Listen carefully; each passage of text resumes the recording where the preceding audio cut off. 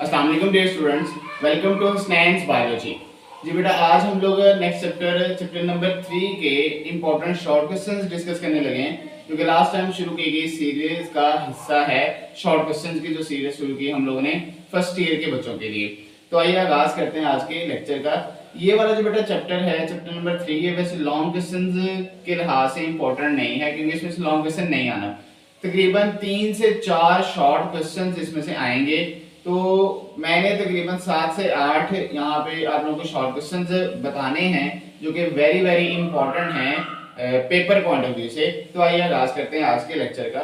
सबसे पहले बेटा जो क्वेश्चन है, why enzymes are known as biocatalyst.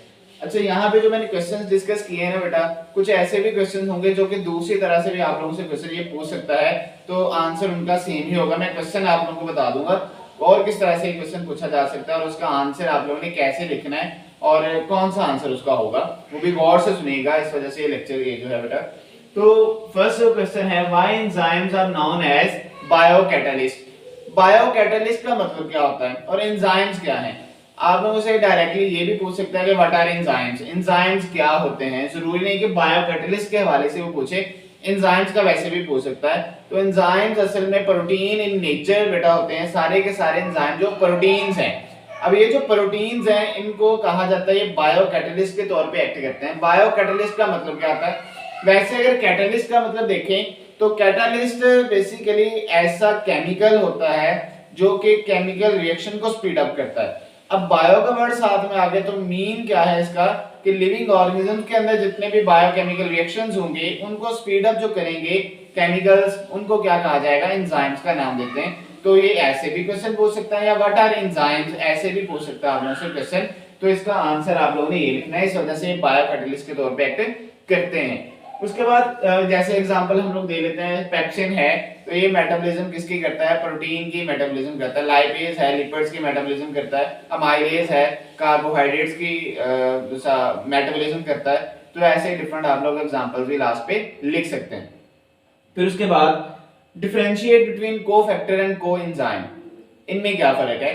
Cofactor बाज दफा बेटा जो एंजाइम होते हैं, एंजाइम खुद तो प्रोटीन है, लेकिन बाज दफा इनको अपने प्रॉपर फंक्शन को परफॉर्म करने के लिए नॉन प्रोटीन पार्ट की भी जरूरत पड़ती है। तो वो जो नॉन प्रोटीन पार्ट होगा जो कि एंजाइम को चाहिए अपने प्रॉपर फंक्शन के लिए, उसको बेटा क्या कहा जाएगा, वो होगा कोफैक्टर, जो कि नॉन प्रोटीन पार्ट है। एंजाइम खुद क्या है, प्रोटीन पार्ट है, तो इसको हम लोग क्या कह देते हैं, कोफैक्टर। और इसके आगे दो टाइप्स बेटा हो सकती हैं, वो कोएंजाइम भी हो सकता है, वो प्रोस्थेटिक ग्रुप भी हो सकता है।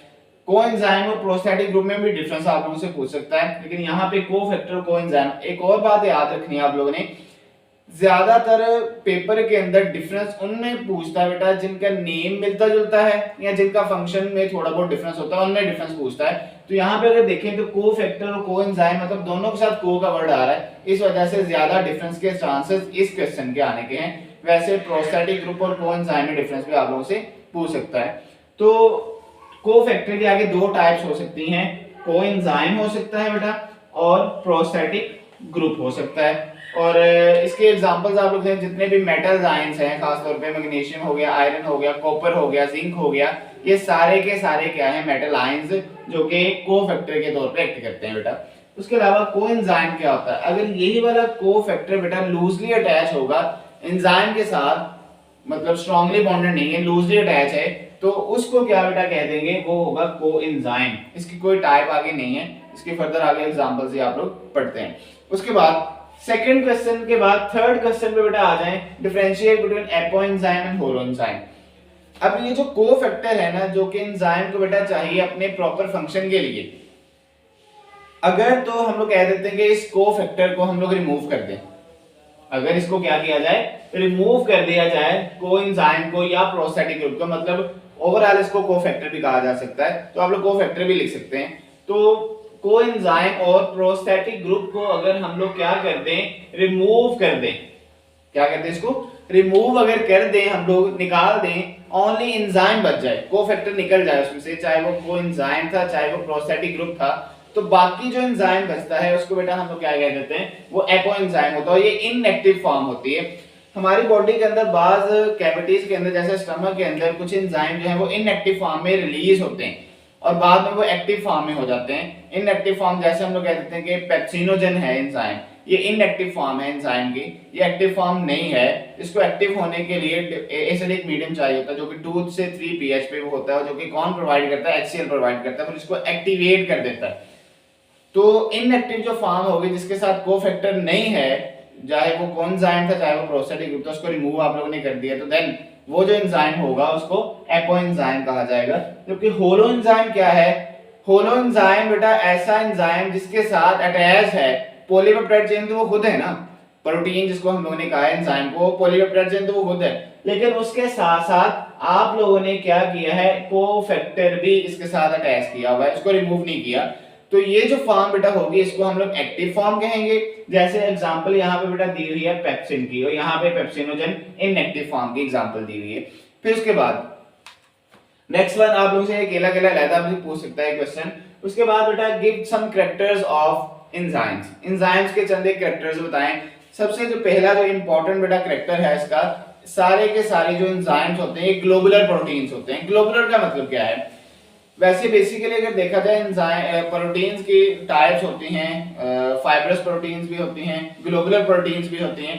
फाइब्रस और ग्लोबुलर प्रोटीन में, ग्लोबुलर प्रोटीन में जिसका जो स्ट्रक्चर है ज्यादातर ग्लोबुलर प्रोटीन में क्वाटरनरी स्ट्रक्चर, टर्शरी ज्यादा स्ट्रक्चर इसके अंदर होता है जो कि मोर कॉम्प्लेक्स हो जाता है। फाइब्रस के अंदर ज्यादा सेकेंडरी स्ट्रक्चर पाए जाते हैं या प्राइमरी स्ट्रक्चर होता है। तो मोर कॉम्प्लेक्स जो स्ट्रक्चर होता है जो 3D फॉर्म में आप लोगों को नजर आता है वो क्या होगा बेटा, एंजाइम्स का होगा जो कि ग्लोबुलर प्रोटीन्स हैं। उसके अलावा सेकंड कैरेक्टर है, ये बायोकेमिकल रिएक्शन के रेट को बेटा क्या कर देते हैं, इंक्रीज कर देते हैं, बगैर खुद यूज हुए, अपने अंदर इनमें कोई चेंज नहीं आएगी बल्कि बायोकेमिकल रिएक्शन को ये क्या कर देगा, स्पीड अप कर देगा। थर्ड वन जो है इसका बेटा, they lower the activation energy of the enzyme. Activation energy क्या होती है, एक्टिवेशन एनर्जी बेटा ऐसी एनर्जी जो कि minimum amount of energy required to start a reaction. मतलब क्या है कि कोई भी एंजाइम, कोई भी केमिकल रिएक्शन है, उसको स्टार्ट करवाने के लिए थोड़ी एनर्जी चाहिए होती है, उसको स्टार्ट तो करवाना है। अब एंजाइम क्या काम करता है, एंजाइम ने उस एनर्जी को कम करते हुए खुद उसकी जगह पे यूज होके, खुद उसकी जगह पे हेल्प उसकी करनी, उसको स्टार्ट भी करवा देना बायोकेमिकल रिएक्शन को, और उसको स्पीड अप भी कर देना है। तो ये चंद कैरेक्टरिस्टिक्स है किसके बेटा, एंजाइम्स के। उसके बाद describe the induced fit model. दो तरह के मॉडल वैसे बताए गए यहाँ पे, एक लॉक एंड की मॉडल है और दूसरा इंड्यूस्ड फिट मॉडल। दोनों ही पूछ सकता है, लेकिन मैं जिसको प्रेफरेंस दे रहा हूँ बेटा वो है इंड्यूस्ड फिट मॉडल, जो कि मोर एक्सेप्टेबल है। लॉक एंड की मॉडल तो सिंपली इसके नेम आपके सामने जैसे आ जाएगा, आप लोग तो इजी इसको लिख सकते हैं। जैसे स्पेसिफिक एंजाइम, स्पेसिफिक लॉक की जो है वो स्पेसिफिक लॉक को ओपन करती है, ऐसे ही specific enzyme specific biochemical reaction को स्पीड अप करेगा। तो अब यहाँ पे इंड्यूस्ड फिट मॉडल क्या है, इसका नेम जो है इंड्यूस्ड फिट मॉडल। मतलब क्या है कि जब बेटा कोई भी सबस्ट्रेट जो है कंबाइन होती है एंजाइम के साथ, तो एंजाइम का जो खास तौर पे एक्टिव साइट होती है, एक्टिव साइट का भी ज़्यादा से शॉर्ट क्वेश्चन आ सकता है। एक्टिव साइट जो होती है वो एक्टिव साइट बेटा क्या काम करती है, एक्टिव साइट असल में वो वाली जगह है एंजाइम के ऊपर, एक मिनिमम एक छोटे से छोटा पोर्शन है जो कि कैटालिटिक एक्टिविटी में इन्वॉल्व होता है। अब वो जो है वो हार्ड स्ट्रक्चर नहीं है, वो कोई रिजिड स्ट्रक्चर नहीं है, उसके अंदर चेंज आ सकती है। अब जैसे इन सबस्ट्रेट जो है बेटा एंजाइम के साथ मिलती है, तो जो एक्टिव साइट होती है एंजाइम की उसके अंदर चेंजेस इंड्यूस कर देती है, और चेंजेस इंड्यूस करके क्या हो जाएगा, उसकी वजह से the change enable the enzyme to perform its function perfectly, या इफेक्टिवली वो अपना फंक्शन परफॉर्म कर सकती है। तो इसकी वजह से हम लोग क्या कहते हैं कि सबस्ट्रेट ने चेंजेस इंड्यूस की किसके अंदर, एक्टिव साइट के अंदर। इसी वजह से इसको हम लोग क्या कहते हैं, इंड्यूस्ड फिट मॉडल। जैसे सबस्ट्रेट उसके पास आए तो सबस्ट्रेट की वजह से जो एक्टिव साइट का स्ट्रक्चर क्या हो गया, चेंज हो गया। तो इस वजह से इसको हम लोग क्या कह देते हैं, इंड्यूस्ड फिट मॉडल का नाम देते हैं। 1959 के अंदर डैनियल कोशलैंड ने इसको क्या कहते हैं, प्रपोज किया था। उसके बाद बेटा what is saturation of active site. Saturation of active site क्या है, अब हम लोग कहते हैं कि जब एंजाइम और सबस्ट्रेट की कंसंट्रेशन है ना, जब एंजाइम की कंसंट्रेशन को हम लोग कांस्टेंट रखते हुए सबस्ट्रेट की कंसंट्रेशन को बढ़ा दें। मतलब क्या है कि अगर हम लोग सपोज कर लेते हैं कि सबस्ट्रेट की कंसंट्रेशन को हम लोग 30 रहने देते हैं, एंजाइम की कंसंट्रेशन को हम लोग क्या कह देते हैं, एंजाइम की कंसंट्रेशन भी 30 है। अब सबस्ट्रेट की कंसंट्रेशन हम लोग बढ़ाते जा रहे हैं, 31 कर दी, 32 कर दी, 33 कर दी। पहले कितनी थी, पहले थी हम लोगों ने कहा कि 28 से शुरू किया था हम लोगों ने, 28, 29, 30, 31, 32, 33 ऐसे ही आगे होती गई। तो अब इस वजह से क्या होगा, इस वजह से यहाँ पे हम लोग कहेंगे कि ये 29, 30, 31, 32 कर दी। अब इस हद तक यहाँ पे अगर आप लोग बढ़ाते रहेंगे तो 30 तक जैसे दोनों पहुंच जाएंगी वैल्यूज, तो उस वक्त तक रेट ऑफ एंजाइम एक्शन तो इंक्रीज करेगा। लेकिन जैसे ही सबस्ट्रेट और बढ़ाएंगे एक टाइम ऐसा आएगा कि रेट ऑफ रिएक्शन मजीद बढ़ना बंद हो जाएगा। क्यों? क्योंकि जितने सारे के सारे सबस्ट्रेट से उन्होंने ऑक्यूपाई कर लिया एक्टिव साइट को, अब एक्टिव साइट मजीद अब नहीं है। सबस्ट्रेट तो और हैं लेकिन एक्टिव साइट मजीद और नहीं है, तो उस वजह से क्या हो जाएगी, सैचुरेशन ऑफ एक्टिव साइट हो जाएगी, एक्टिव साइट की कमी हो जाएगी। सबस्ट्रेट अभी अवेलेबल है, सबस्ट्रेट बेचारी के लिए क्या करेंगी जब तक एक्टिव साइट ही नहीं है। तो इस वजह से हम लोग क्या कहते हैं कि जैसे ही हम लोगों ने एंजाइम की कंसंट्रेशन को स्टेबल कर दिया, सपोज ये एंजाइम है, ये सबस्ट्रेट, अब सबस्ट्रेट कम थे, सबस्ट्रेट का लेवल आप लोग बढ़ाते गए, जैसे इक्वल आ जाएंगे दोनों तो उस वक्त बेटा क्या होगा, रेट ऑफ रिएक्शन मैक्सिमम होगा। लेकिन जैसे सबस्ट्रेट और बढ़ाएंगे, एंजाइम वहां पे है तो एंजाइम के पास थी एक्टिव साइट, अब वो तो खत्म हो चुके हैं, सबस्ट्रेट भी हैं, तो एक्टिव साइट कम होने की वजह से सैचुरेशन हो जाएगी उनकी, वो कमी हो जाएगी और रेट ऑफ रिएक्शन मजीद इंक्रीज नहीं करेगा।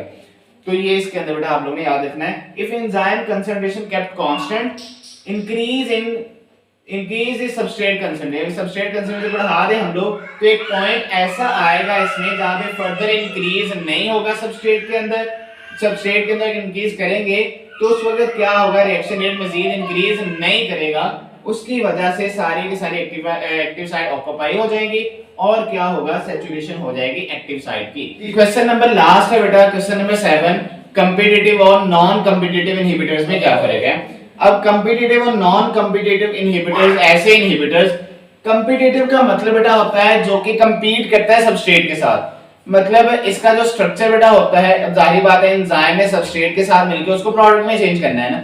अब ऐसी चीज जो सबस्ट्रेट जैसी आ गई है, सबस्ट्रेट साइड पे हो गई, सबस्ट्रेट जैसी की और चीज आ गई है, वो जैसी अब एक्टिव साइट ऐसे समझेगी कि वो ओरिजिनल सबस्ट्रेट है, तो उसके साथ जैसी वो कंबाइन होगी तो उसके स्ट्रक्चर को वो ब्लॉक कर देगी, एक्टिव साइट को ब्लॉक कर देगी और एंजाइम का जो रेट होगा वो क्या हो जाएगा, स्टॉप हो जाएगा।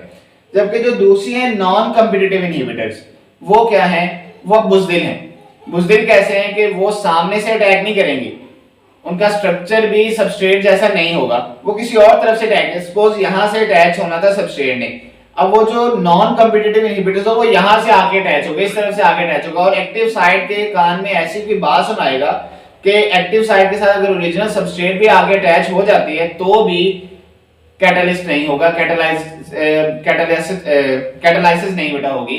तो ये जो बेटा होगा प्रोसेस, जिसको हम लोग क्या कहते हैं कि इनहिबिटर जो कि किसी और तरफ से अटैक कर रहे हैं एंजाइम के ऊपर, एक्टिव साइट को इस तरह से चेंज कर रहे हैं कि वो ओरिजिनल सबस्ट्रेट के साथ भी मिल जाए तो भी कैटालाइसिस नहीं होगी। तो ऐसे इनहिबिटर्स को बेटा क्या कहा जाता है, नॉन कॉम्पिटिटिव इनहिबिटर्स का नाम देते हैं। तो ये थे बेटा चंद एक इंपॉर्टेंट क्वेश्चन है। इसके अलावा ऊपर एक रिवर्सिबल और इरिवर्सिबल भी इनहिबिटर्स की उसने दी, वो भी डिफरेंस आप लोगों से पूछ सकता है। रिवर्सिबल इनहिबिटर्स ऐसे इनहिबिटर जिनके एक्शन को हम लोग न्यूट्रलाइज कर सकते हैं, जबकि जो इरिवर्सिबल इनहिबिटर्स होते हैं उनके एक्शन को हम लोग दोबारा से न्यूट्रलाइज नहीं कर सकते, एक दफा वो ब्लॉक कर देगा तो कर देगा। तो जो बेटा इरिवर्सिबल इनहिबिटर्स है उसके आगे मजीद ये दो टाइप्स है। तो आप लोगों से ये भी पूछ सकता है कि इरिवर्सिबल इनहिबिटर क्या होते हैं, उसके टाइप्स बताएं। तो ये दोनों उसके टाइप्स हैं इरिवर्सिबल की, रिवर्सिबल की कोई टाइप नहीं है, उसके एक्शन को न्यूट्रलाइज आप लोग कर लेंगे। तो ये था बेटा आज का हमारा लेक्चर, जिसके अंदर हम लोगों ने चैप्टर नंबर 3 के इंपॉर्टेंट शॉर्ट क्वेश्चंस के हवाले से बात की। कुछ वैसे मैंने आप लोगों को शॉर्ट क्वेश्चन बता दिए 2 से 3 और 7 यहाँ पे मैंने डिस्कस किए हैं। तो उम्मीद करता हूँ आप लोगों को मेरा लेक्चर अच्छा लगा होगा। Thank you so much and Allah Hafiz.